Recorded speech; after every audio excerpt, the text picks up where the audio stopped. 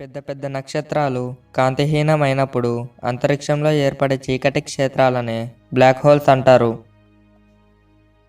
1907లో జర్మన్కు చెందిన ఖగోళ శాస్త్రజ్ఞుడు curl స్వార్జ్చైల్డ్ black హోల్స్ను కనుగొన్నాడు. బ్లాక్ హోల్స్లో గురుత్వాకర్షణ శక్తి చాలా ఎక్కువగా ఉంటుంది.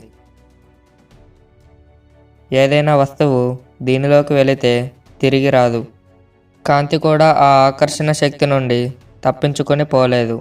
నక్షత్రాలు పేలడం వల్ల బ్లాక్ హోల్స్ ఏర్పడతాయి. అయితే అన్ని నక్షత్రాలు బ్లాక్ హోల్స్ అవ్వవు. మన సూర్యుడి కంటే 20% పెద్దగున్న నక్షత్రాలే బ్లాక్ హోల్స్గా మారుతాయి. ఒకవేళ మన సన్ ప్లేస్లో బ్లాక్ హోల్ ఉన్నట్టయితే అది ప్లానెట్స్ అన్నిటిని మింగేస్తుంది అని అందరు అనుకుంటారు. కానీ బ్లాక్ హోల్ సన్నుని రీప్లేస్ చేస్తే మాత్రం మన సోలార్ సిస్టంలో ఎటువంటి చేంజ్ ఉండదు. ఎందుకంటే బ్లాక్ హోల్కి సన్కి రెండింటికి మాస్ అనేది సేమ్గా ఉంటుంది.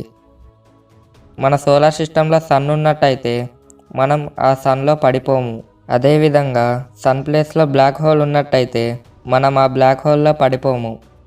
ఎందుకంటే బ్లాక్ హోల్స్కి ఎక్కువ గ్రావిటేషనల్ ఫోర్స్ ఉన్నా కూడా ప్లానెట్స్ అన్నింటిని లాగడానికి కావలసిన గురుత్వాకర్షణ శక్తి బ్లాక్ హోల్స్ దగ్గర లేదు. కాబట్టి మన భూమిలో మనం ఎటువంటి చేంజెస్ని చూడలేము. కానీ సూర్యుడి నుండి వెలువడే కాంతి సూర్యుడు లేకపోతే మనకు లభించదు.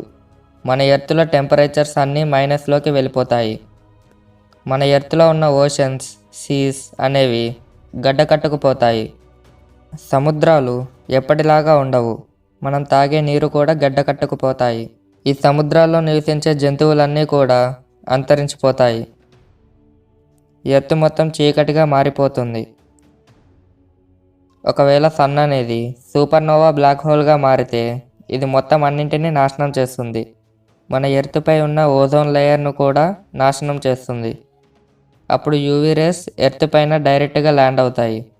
అలా అవ్వడం వల్ల భూమిపై ఉన్న జీవరాశులు అన్నీ అంతరించిపోతాయి. ఫోటోసింథసిస్ ప్రాసెస్ కూడా సరిగ్గా జరగదు.